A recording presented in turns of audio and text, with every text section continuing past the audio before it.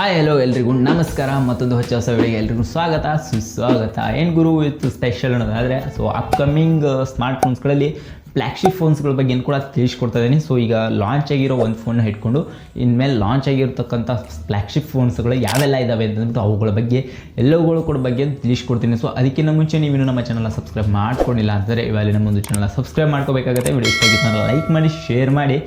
ಬನ್ನಿ ನಮ್ಮೊಂದು ವಿಡಿಯೋನ continue ಮಾಡೋಂತೆ. Important note ಏನಪ್ಪ ಅಂತಂದರೆ ದಯವಿಟ್ಟು ಕನ್ನಡಿಗರಾಗಿ ಕನ್ನಡ ಕ್ರಿಯೇಟರ್ಸ್ಗೆ ಸಪೋರ್ಟ್ ಮಾಡಿ ಮತ್ತು ಬೆಳೆಸೋಕ್ಕೊಂದು ದಾರಿ ಮಾಡಿಕೊಡಿ. ಏನಕ್ಕಪ್ಪ ಅಂತಂದರೆ ಇಲ್ಲಿ ಆದಷ್ಟು ಹೆಚ್ಚು ಕ್ರಿಯೇಟರ್ಸ್ ಇದ್ದಾರೆ, ಆದರೆ ಸಪೋರ್ಟ್ ಇಲ್ಲ.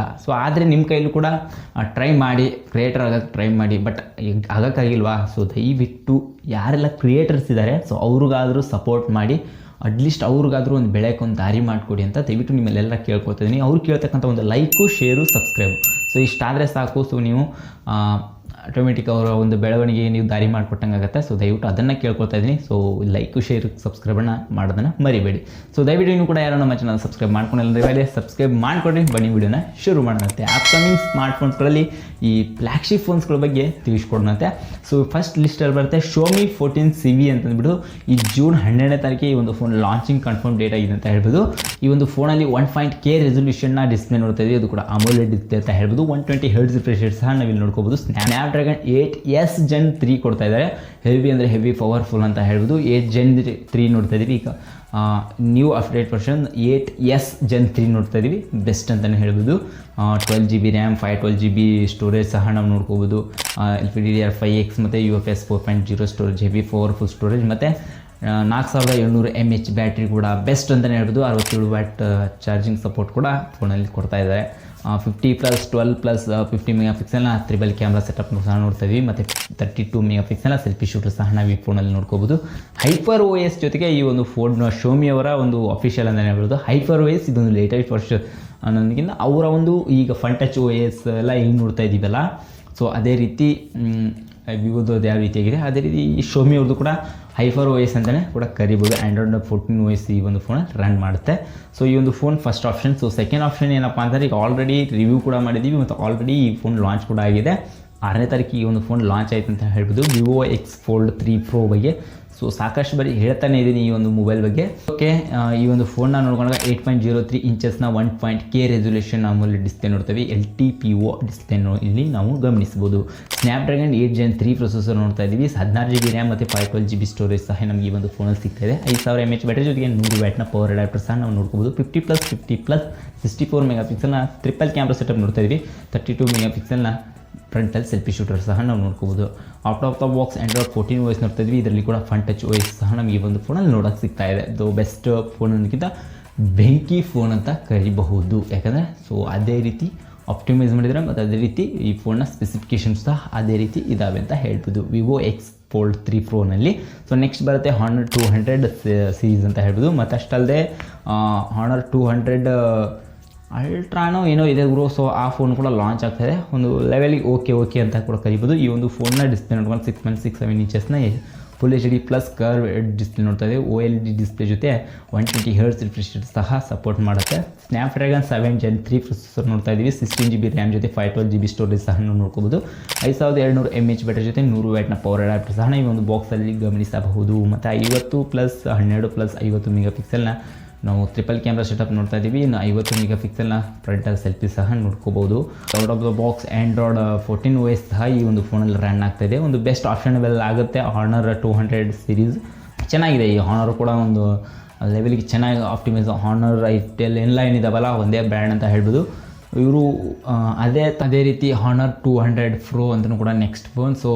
ಆಗಲೇ ಹೇಳಿದ್ನಲ್ಲ Honor 200 ಅಂತಂದ್ಬಿಟ್ಟು. ಅದೇ ರೀತಿ ಜೊತೆ Honor 200 Pro ಮತ್ತು ಅಲ್ಟ್ರಾನು ಕೂಡ ಏನು ಲಾಂಚ್ ಆಗ್ತಾಯಿದೆ ಅಂತ ಹೇಳ್ಬೋದು.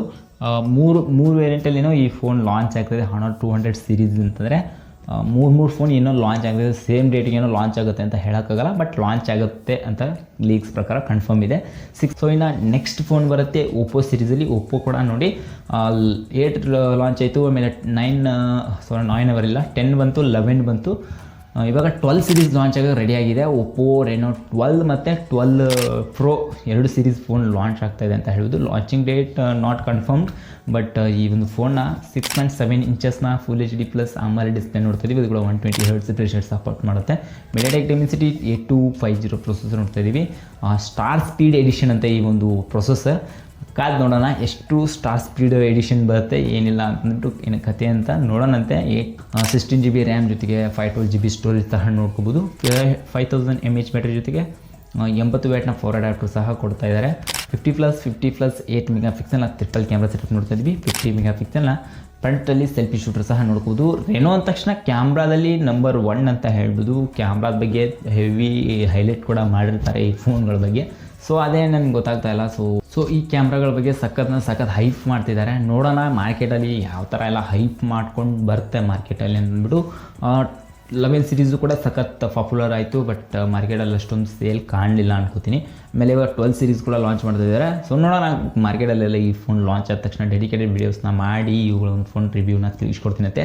ಸೊ ಏನು ಕತೆ ಏನಿಲ್ಲ ಅಂತ ಹೋಗ್ತಾ ಗೊತ್ತಾಗುತ್ತೆ. ಸೊ ಅಲ್ಲಿವರೆಗೂ ವೇಟ್ ಮಾಡೋಣ.